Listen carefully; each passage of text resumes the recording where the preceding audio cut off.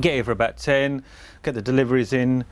We get normally deliveries in the next day, so that's another good thing about the our suppliers, that if somebody wants a book, and as long as they've got it in the warehouse, we usually get it the next day, which is a better service than what, say, Amazon or the internet.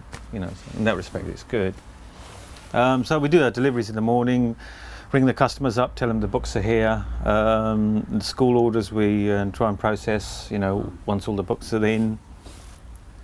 And then it's basically it's a question of dealing with the customers as we go along, and then planning the orders for the next day.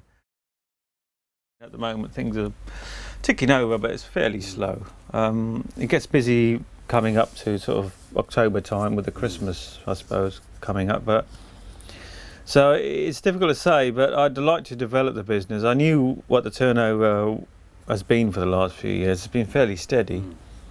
And it will give you a reasonable income, but I do need to develop a bit more. So I'm looking to develop the website, perhaps do some.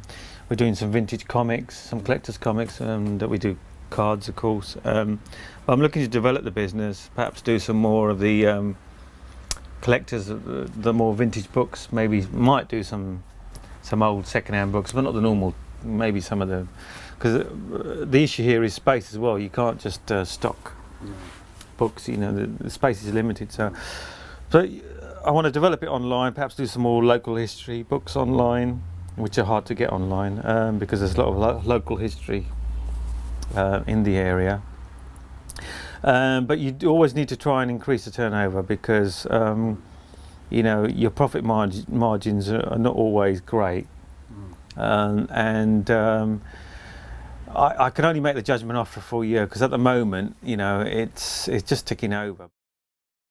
The biggest challenge, I think, is people are being very careful with their money now. Yeah. Even in this area, which is fairly affluent, you notice that people are being careful. Where perhaps in the past they might have, spent money on, say, 6 books in, say, a month or whatever.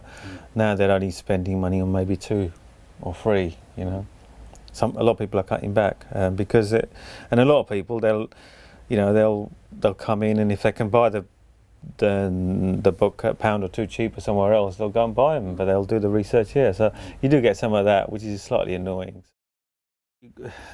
Sometimes you've got to take a chance. We're in the middle of a recession, so it is challenging. Yeah. But sometimes it's a good time to set up a business in recession, because your loans are going to be low, loan rates, interest rate is low, so it's a good time to borrow finance if you can get it from the banks. So in a way, having a business or looking for a business in a recession can work out to be a good thing.